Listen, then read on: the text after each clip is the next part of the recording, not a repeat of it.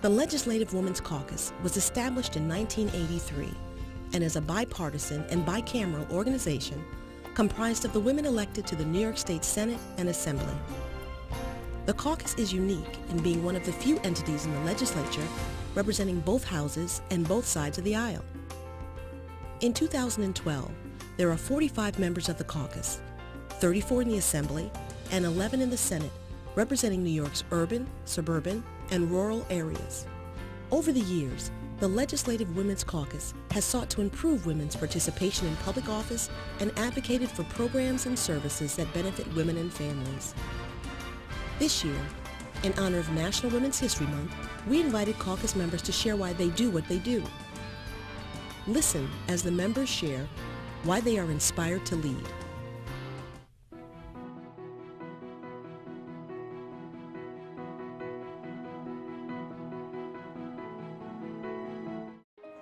I come from a family that's always been committed to public service. My father was an activist long before he became a public servant himself, and I learned growing up that it was important to be engaged in the discussions of struggle and progress. And so while most kids were in the parks playing on the swings and the monkey bars, we were gathering petitions and circulating information. So, I learned early on that I had to be a good civic leader. When I got to college, I was a part of student government. And after school, as a mother, I was involved with the PTA and then the church. And when the assembly seat became available in my district, I knew that it was time to step to the forefront and do the work that I had really always been doing as a mother, neighbor, and leader. It was 1975. I'm in my 37th year of elected office. And they actually asked my husband to run. His comment was, she's the politician in the family, not me. The person who had come to the house to ask him looked at me and said, there never has been a woman. I'm not sure there ever should be a woman. I'm not really sure we want women in the county legislature. I suppose if it's gonna be sometime, it could be you. And I was so annoyed that I started thinking really seriously about it, and I had not until then. My mother, who I've talked about before, was aghast. This was the Watergate era.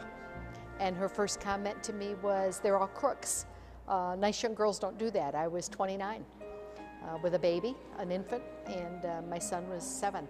And I said, well, I'm not a crook. I don't expect I'll ever be a crook. And with all those sterling inspirations, I decided that I would go ahead and jump in, and I ran for county legislature, where I served for 10 years. Well, the first time that I ran for public office, I was a 19-year stay-at-home mom raising 6 children, volunteering with a lot of organizations in the community, involved with the Recreation Commission, and just many things, like most moms, involved with things that my children were involved with, and volunteering in a lot of organizations. And there was an issue at the county, and there was an opening when someone died during their term of office. And as I thought about the issue and had been following it in the newspaper, I really felt that I could do better, and that I had a better answer, and that someone needed to be speaking out in opposition to that particular issue. I spent 36 years in a family business my father started when I was 4 years old, and worked it my whole life with my brother and sisters and family members. And after so many years in the private sector, I looked at what government was doing to businesses and to family businesses, and felt that we needed to get someone in government who understands family business, who understands about creating jobs as a way of improving our economy. New York is such a terrific state. It's the Empire State. But I feel like we've been losing ground in recent years, and I thought my experience would be helpful when we're creating government policy. Well, I'm Puerto Rican, and in my community there were no women involved in the state assembly. I was the first one elected to this assembly in 1994. They took so long to do that. I'm very happy with my job because I have the opportunity to help other women, Hispanic women, and minorities within our neighborhoods that suffer so much in this system. And we have to speak about a system that is not created for minorities. Therefore, We have to have a voice, and I think that my voice has been strong on those purposes. Frankly speaking, I did not seek public office, it found me. I am a member of the Public Employees Federation, which is the state union for professional employees. I was a shop steward, I was on the women's program, I was one of the founders of the Political Action Committee, I was on the executive board. I was very active in the union. And when the position was made available, when the former Assemblywoman was appointed by the former Governor Cuomo the first, I was asked to run, and the union put my name forward, and I became the Assemblywoman for the 18th Assembly District. I had hoped that I could get into some of those doors that I had been banging my head on for so many years, i.e. trying to improve education for children in my community and trying to see if there were more opportunities for women, because all the people I knew in public office were men. Well, hopefully they'll be like me. I was asked to run, which is really the best way to do it. Is I had not considered running until someone actually approached me and said, would you like to run for, actually it was town clerk at the time, and I live in a big town of 250,000 people. And I think the key to life is just do it. You know, do it first and then worry about it later, which is what I did. I did have some soul searching for about 3 days. Actually, the people that said, no, don't do it, were the ones that actually egged me to do it. You know, when people tell me that you can't do it, it takes too much time, it's too hard, that's what inspired me to do it. I said, I'll show you. And I just did it. I never looked back. That was 12 years ago. I have no regrets. It was probably the most exciting thing I've ever done with my life. I don't think you've lived until you've run for office. Win or lose, there's nothing like running for office. And then if you have the privilege, as I had, to win office and serve, I have no regrets. It's a wonderful, rewarding career. I'm never bored. 3 o'clock is not, oh, I can't wait till the end is over. 3 o'clock means, oh my Lord, I haven't finished the day. It's a very busy life. It's a very full life. You can have a balance. I have a family. I have friends. I do work harder than most, but it's okay. What's the expression? If you love your work, you never work a day in your life. I love what I do. I really do. I'm being sincere about it. So I really don't work. Even though I work very hard, I don't work that hard because I like what I do. So I urge women to take the chance like I did and run for office. You know, the truth is, I didn't jump into this on my own. People approached me. They knew that I had been involved in local activities that involved youth programs and environmental issues. And they approached me and said, would you like to run for office? And gave me 24 hours to make that decision. And it was a local village trustee. And that was the beginning for me. But I was able to be approached because of my activity in the community and my discussions about the issues involving youth and quality education, environment, social justice, and that changed my life forever in a very wonderful way that I feel that every day I can make a difference and impact the lives of so many in my community. People in my community came and asked me if I would do that. It was not my intention to go into public office in the field of elected office.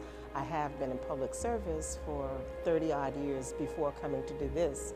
I worked in the New York City Board of Education and spent 36 years there as a classroom teacher, as an administrator, as a supervisor. So I had retired from that and was enjoying that life. And people in my community came and asked me if I would run for that office. And I told them, let me think about it and I'll get back to you. And after about 9 months, I did get back to them with an answer, and I told them that I would do that. And I see it as a continuation of the service that I've already given in another capacity, and in a capacity to be able to really help to shape the legislation that affects the lives of all of the people throughout New York State, but especially to try to be a representative for my district, which is a very low-income area and one that has not gotten all of its fair share of resources. So to be that voice for them and to speak out for them and to address those issues that they feel are important for them. Well, it was probably like so many of my other colleagues. People came to me and said, why don't you do this? But it was in the context of what I'd seen government do. You know, I grew up with parents who were really not given the opportunities. And my dad, who was a World War II veteran, Purple Heart, Bronze Star, etc., couldn't get housing. And public housing that the government created was what gave my family safe and clean place to live. The public schools. The ability to take civil service exams allowed my mother, who was very, very talented in terms of her typing skills, to get a job when she couldn't get it in the private industry. So I had been in the private industry for a while, but when I was recruited to be part of the local government and realized how one could level the playing field and create opportunities through government, when I was asked, it seemed like a perfect fit. And I was glad that I listened to that advice and went forward. Well, my family has always been involved in the community and in public service, and as you know, my husband Jake served our community, and with the encouragement of my children and my family, they inspired me to do what I'm doing today, which is serve my community in the 98th Assembly District, both Orange and Sullivan County. Then I got so involved in community service, and every organization I was involved with had a link to county government, whether it was on the Austin Library Board, and it was always requesting that our Westchester library systems get more funding from the county, whether it was running the Youth Employment Service and just knowing that we had to get kids off the street, working into jobs and giving them a feel for what their life will be in the future. And, you know, working with United Way on visiting nurse services and knowing the needs of the elderly. And I thought, you know, I love doing this. I love being a community involved person, but it kept leading to government making the decisions. And I said to myself, why shouldn't I be there in government to place my vote out on the table to make these changes that I thought should occur? So that's what drove me into government, and I've been here now for 33 years, and you know, still involved with the community, but in the approach of helping people in the community, but also supporting and adopting and promoting legislation that make a difference in people's lives. And I started out in the schools with my children. I'm the mother of 6 children, I have 14 grandchildren, 4 great-grandchildren, and I'm very proud of that. And so I started out in the PTA, working diligently with them, and also working with my block associations and church groups. And so as a result of that, it appears as though my leadership was identified, and I was asked to seek office at the local level, which was a county committee person in the district. And that's what I did. And from there, it's been history. It's gone from county committee to the district leadership, to being a member of the community school board, and then being a member of the New York City Council, and now you find me here in the New York State Assembly. I've had the opportunity, of course, to work for 3 branches of government, which I'm very proud. I was serving as a town supervisor and had done several municipal jobs before, and my senator, now senator, was an assemblyman, and he announced that in 2 years he would be running for the higher office. There were a total of 10 people running. I had done a lot of very good things in my town and in my county, and I sought office. There were 10 of us, 9 of them were of the male species and me, and it dwindled down so that the night of the convention there was 1 person in our party standing, and I was very fortunate to be able to go around the district and be elected. Well, ever since I was a young girl, I wanted to contribute back to my community, and throughout high school, college, and law school, I always found ways to be an active member of my community. So when the opportunity presented itself, I couldn't turn down the opportunity to run for office. I was the first woman local elected official in my district, and I thought that that was something that the community needed. You know, we have over a 50% voting population, and I thought that women could be represented if they had a woman local elected official. It's really an honor and a great opportunity to be able to advocate on behalf of my community. I guess that's the greatest inspiration I have, and I know things need to change, and I thought that I was in a good position to do that, and the voters saw that as well. So.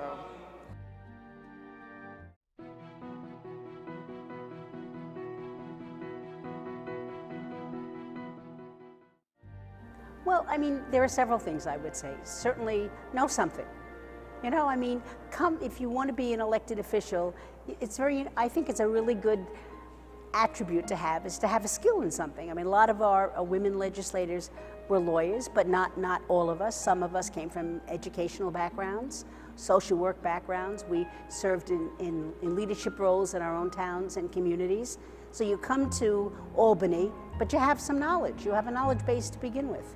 That sometimes puts the women at a little disadvantage when you think about where the men come from, because they have business backgrounds, or they have teaching backgrounds, or they're lawyers, or whatever it is. They were mayors of their small communities back home, or other kinds of community and governmental experiences, and some of the women don't have that. So get involved in something at home, and not just your PTA, which is a valuable experience for sure, but some other civic association, so that you come up to a legislative body with some real information and you feel more comfortable in dealing with a lot of the people here if you have something to hold on to that you know it. You know that field, you know something about it, whatever it might be.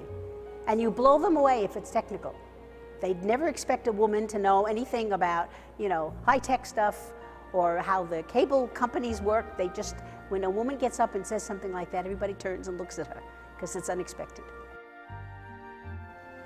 Well, I would certainly suggest that they engage themselves in the political process, volunteer for campaigns, pay attention to what candidates are discussing, and engage in activities, perhaps with advocacy groups, to learn about those issues and to be a voice for the very issues that they care deeply about. I would also recommend that they perhaps do intern for a woman in a campaign, and reach out to Eleanor Roosevelt Legacy Group that really does provide assistance and training for women seeking public office. As a leader in Rockland County and a woman, I've put together with others a caucus that is a women's leadership caucus to reach out to women, talk about their involvement in the political world, and perhaps encourage women, young women, to be engaged and to consider seeking political office. Be yourself, first of all. Be grounded in what it is that you believe. Have people surround you who will continue to undergird you as you go through the trials and the triumphs as well. Have somebody around you who will keep you level-headed as well, so that you don't lose touch with reality. And have the strength of your convictions to go straight ahead. And try to build relationships while you're here with like-minded people, and try to find a way to influence those people who have a different opinion, to try to get them to see your point of view, and to enjoy what you're doing, and to refresh yourself so that you can stay energized for the long haul, because that's what it's going to take. The advisor encouraged, first of all, they need to prepare themselves, and they need to know what is government all about. And also they need to intern or volunteer to find out just what the operations are. Because sometimes people think that, you know, it's all glamorous just taking pictures. It's not all of that. There's a lot of hard work that goes into it. Especially the greatest aspect of it is making sure that our constituents are taken care of in our districts, in our communities. When they come in, they need to be taken care of. And so people need to see that aspect of it as well. How do we work to take care of, number one, the constituency, and bring the resources into the community that the community needs and deserves? I think that one thing that we see that among both men and women these days is that they're seeking office very young, and I don't know that they have as much life experience as is which is a valuable commodity, you know, when you get here. So I would say to young women who often think that it's too late to do something because they've chosen to stay home with their children, or they've chosen to work fewer hours to be with their kids, that it's not too late. You can do it later on. You know, we have many careers in our lives if we're lucky. And so to just keep in mind that, you know, if you decide at age 20, 30, 40, 50, you know, to take on this responsibility and run, it's never too late, and to go ahead, and your life experience is going to be valued and valuable.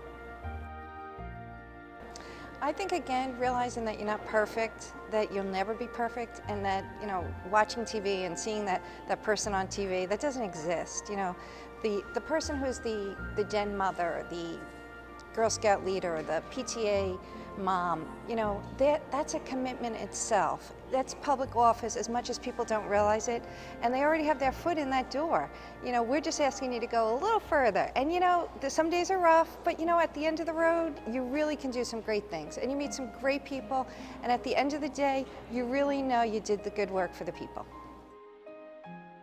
I would definitely say seek out another woman who's interested in politics and have a mentor, have a role model. But I also think that it's important you're active in your community. So often women say, oh, I don't feel I'm ready. But the truth is you are ready. If you've served your community, you've volunteered, you've been active, you're a working mom, you can do it and you should want to do it. And so just try to shake those doubts away and take the step forward, and you'll love it, as I have loved it. The first thing I would say to a woman is to do not allow anyone to discourage you. It is an opportunity to make a difference beyond the immediate, because what you do can affect generations to come. The most difficult part is really raising funds and being taken seriously.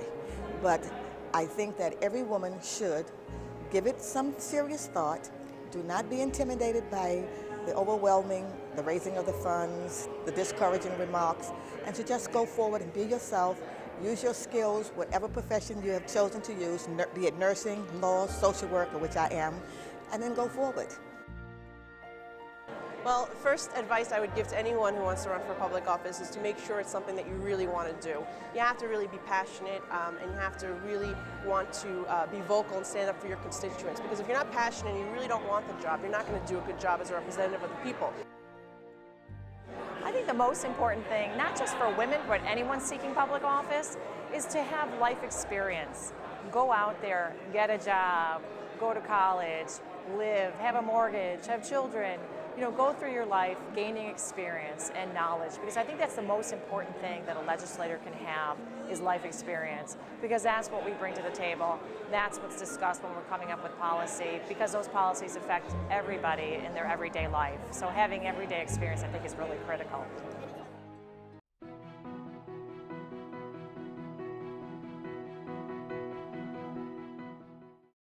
Watching other women. Hearing the stories of my grandmother as a midwife back in a small county in Georgia, Sly County, watching my mother change multiple jobs during the course of my school career, including being the first black policewoman in the city of Buffalo, and watching other politicians. Geraldine Ferraro, I just absolutely, totally admired. Hillary Clinton, an awesome representative. And then I had the chance to run a campaign for a woman by the name of Ellen Kennedy, who was running for a city council seat at large in the city of Buffalo, and just seeing what these women were able to bring to the table and the differences they're able to make, how they even ran their campaigns different, was motivational to me. So I think just seeing other people and other women in the role is what inspired me to want to be a servant as well. You know, I do want to share the encouragement received from a woman like Shirley Chisholm, who, in the days when she ran for president, as an African-American woman, I mean, it's just literally unheard of. And the fact that she was just willing to step right up to the plate and say, hey, listen, if you could do this, I can do this, I'm running for president, that's just hugely motivational. I admire that. And we actually have a roll of honor, which I actually had the privilege when I was town clerk to run, which means we nominate women who inspire others, men and women. So there's a host of mentors in my district that women can take, ask me, and we can propel you into public office happily. And again, I encourage women to take that chance and at least inquire about it. Well, I think we have a strong tradition of electing women. My predecessor, who served here for 16 years, was a woman, Eileen Dugan, and would maybe still be here if she hadn't succumbed to breast cancer. And we lost an influential and powerful woman who was a great role model for so many other women, I think, without even being aware of it. I don't think she saw that as her role, but young women, myself and other women saw her as being somebody who succeeded very well in the halls of Albany. We have 2 female congresswomen, so that's another step. Someone says, well, you know, I could do that. If she could do it, I could do it. So, and then the heads of many of our local civic organizations, again, led by women, so that women feel very comfortable, I think, in the 52nd in leadership roles. So this is just another level. I know that I love what I do. My daughter is going on to law school. My other daughter is getting her degree in human rights and in filming. And I think that I've inspired them to stand on their own 2 feet and to be able to go forward in their life and to serve their community, to become involved, and to be role models for my granddaughter. Well, I think it's my upbringing, being raised by a single mother and, you know, my aunts and grandmothers and so many phenomenal women in my family, and a combination of working for 10 years for my former boss, the former Assemblymember Aurelia Green. I saw such leadership skills and quality in women in my environment, and I think that guidance and that leadership really helped me with developing my passion for public service. Working for Aurelia Green for 10 years, seeing all that she had done in the Bronx for women, for children, for seniors, the disabled, just people everywhere throughout our entire borough. And it was that love and that support that allowed me to feel confident in my own leadership skills and my ability to run for public office.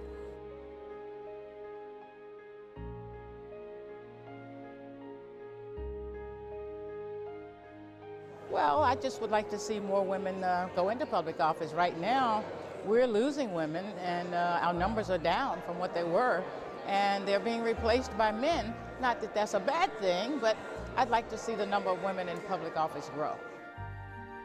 We need to get more women.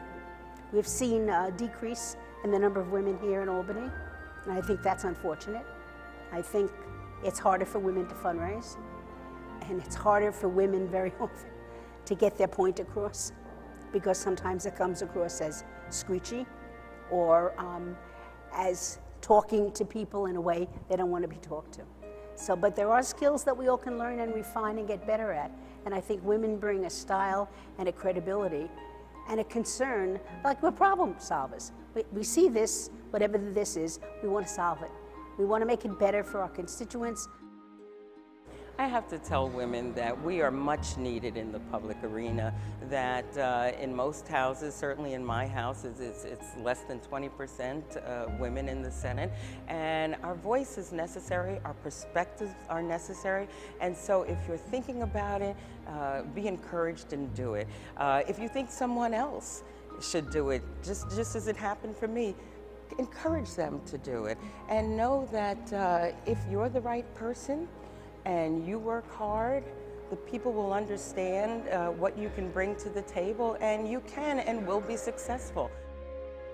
And we see in many cases on many levels of government that some of the rights of women are being dismantled, or we're concerned about them. And we also know that women in government, because they take care of their elderly parents, have much more of an understanding for the issues for the elderly.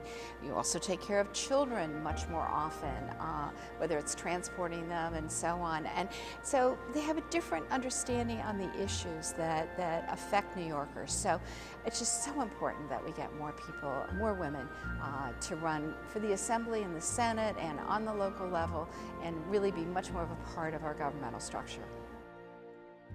I'd like to see more young women in government because I think that women bring a special interest and concern and flavor to government, and raise those issues that sometimes the men do not raise. And so I think that would be important. In addition to that, I believe that they need to prepare themselves. They need to prepare themselves academically, and then prepare themselves personally as well, because it's a different kind of responsibility. When women want to be in government, and then sometimes they might be looking for a mate as well, sometimes it's a little more challenging. You know, hopefully maybe they might be able to find a mate and then come into government, you know, to be a little easier for them. I would love to see women really embrace the power that they have.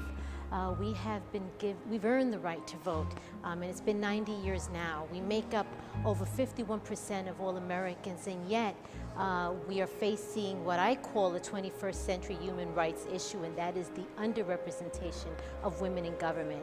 I happen to be the second Hispanic woman, I believe, in over 236 years to serve in the state assembly, the third in the legislature. And so what I'd like to see is more women come into office. We offer a wonderful perspective, an important dynamic, and we would make a great contribution. I'd like to see about 20 more of us in the state assembly, and probably the same number in the state senate as well as the Congress. I think women as natural nurturers, we really do want to make sure that things are okay for everybody, that everybody's fine, and we want to do it in a more speedy way. We don't want to take as long to deliberate the pros and cons of something that you know is the right thing to do. And I think if we had more women in government, both in the legislative and the executive branches, by the way, I think government would run a lot smoother and we would get a lot more done. Well, I would love to see more women in leadership position. We have some. I'd like to see even more. I'd love to see a woman governor. Obviously, I'd love to see a woman speaker, a woman minority leader in either house, or majority leader. And I'd just like to see women. I think women really add another perspective, and I think I'm always impressed with my women colleagues. When I ran a business, in our family business, we had mostly women employees, and not that our male employees were wonderful, but it was a great team to have a lot of women employees. I think it's good for our communities to have the diversity with women and minorities and everybody being part of the process. Well, I will say, when I started here, we had about 25 women. And I really thought that 25 years later, we would have, say, half of the legislature of the Assembly's 150, 211, that we would have, say, 100 women here. But the truth is, we're nowhere near those numbers yet. We're better than 25, but we're really not as many as we should be in our rightful place. So I'm hoping things have speeded up lately, that more women and some younger women have come recently. I think it's a very demanding job, a very difficult job. But women do demanding and difficult things all the time. And there is a lot of satisfaction in serving the public in elected office, and I think we bring a lot to the table. So I'm hoping in the next 5 and 10 years to see more women in the legislature, so when I retire, there'll be a great number of them here. I just hope that 5 to 10 years from now, that we have more women in public office who are willing to use their skills, their intuition, their common sense, because certainly those attributes could make it better for the generations to come. And I look forward to younger women following in the footsteps, because I followed in the footsteps of very great women. Well, if we're talking about like the number of women that serve, one of the reasons in New York State is that there's a very substantial salary, and therefore the men are more inclined to run. It's at least a half-time, and in most cases a full-time position. If you go to other states where there are preponderance of women who are the legislators, I use Vermont for an example, they only get $100 a year salary. Well, I want to see women in leadership positions, in the positions where they can make decisions for others, because we depend in machos all the time to make decisions for us. Well, I wish more women run for office. We lost few this year, and I hope next year we are going to have more women in the Assembly. I think it's more important than ever that women do have a seat at the table. I hope that more women, younger and older, get involved, and whether that's directly participating in politics or even just by volunteering and doing community service, I think it's very important to always hear and see a woman's perspective. I hope that there are more opportunities for mentorship programs for more experienced women and younger women to get to know each other and to learn from each other. I think that's really important for the future of our state. Certainly they're going to need to get the support of their friends and family. And then I think they need to realize how important women's voices are in politics right now. We don't have nearly as many women, certainly in Albany and throughout the various elected offices. They bring an important balance to problem solving. And one of the things that are so important for women is that We are team builders, team players. We're not so much interested in who's taking credit, but getting the job done. And I guess I would say to women that we need you. We need you here in Albany. We need you across our state to help us solve problems. And you can do it. You really can.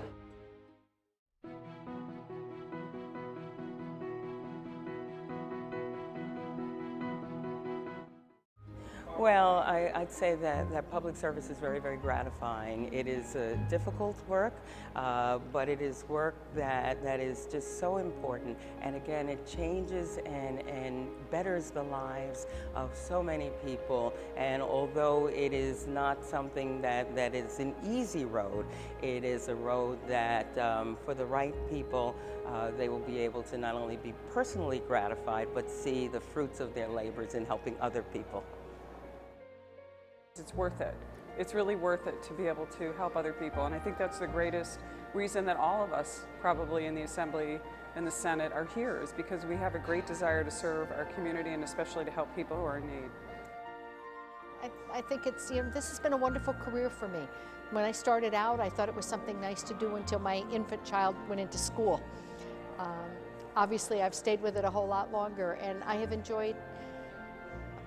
Nobody enjoys every day of their job, but I have to say, I don't know there's ever been a day when I didn't feel ready to get up and go to work, and how lucky I am for 37 years to have liked what I'm doing.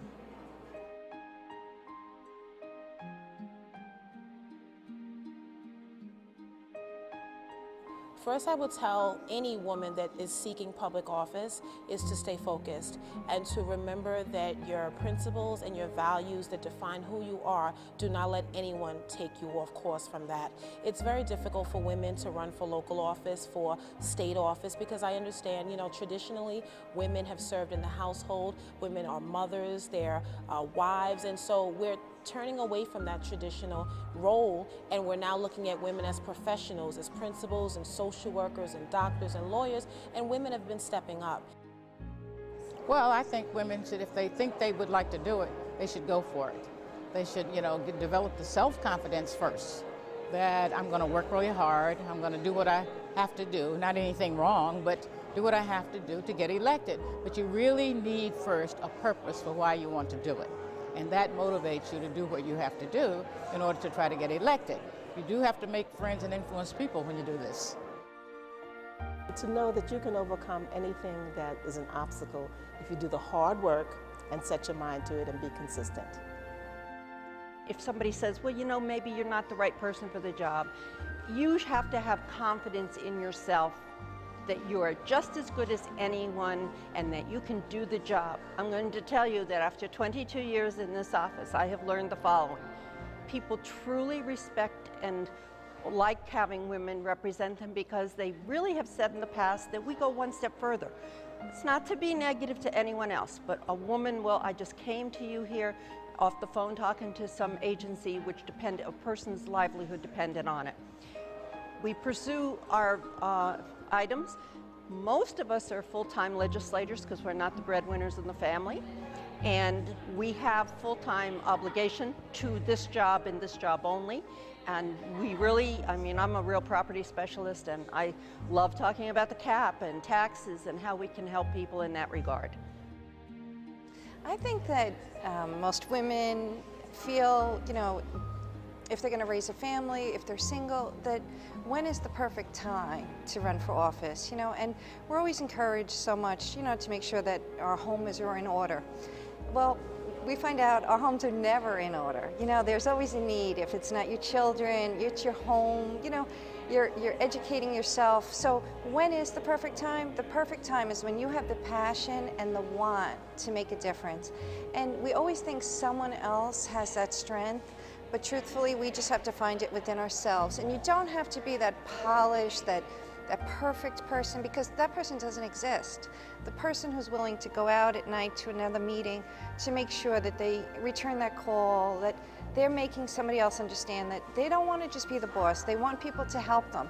And I think being a leader is the hardest part, is making sure that people will join with you and know that you appreciate their help, respect their help, and know that their time is, very valuable. We all have the same lives. We're all busy. So I encourage anybody who just has passion to just realize that, you know, your passion can be used. And in politics, you know, having women in politics, it's refreshing because we know women, you know, you ask a busy woman to do something, they'll just continue to do it. So I would encourage all women to just have it in their heart to seek for office. I encourage all women to get involved. I think for so many generations, our mothers and grandmothers felt that they didn't have a say, that they didn't have anything to contribute. And I believe that women have so much to contribute to the discussion and so much that they can contribute to improve the quality of life here in New York. As you have just heard, having a woman's perspective brings a necessary balance to the legislative process. For the past 29 years, the hardworking women of the New York State Legislature have been instrumental in getting legislation passed on important issues such as breast and cervical cancer, heart disease, domestic violence, and stalking. The members of the Legislative Women's Caucus will continue to change New York's legislative landscape by monitoring and addressing the issues that affect women and families in New York State, such as pay equity, pre-K, child care options, and the underrepresentation of women in public office. It's the reason they do what they do, why they are inspired to lead.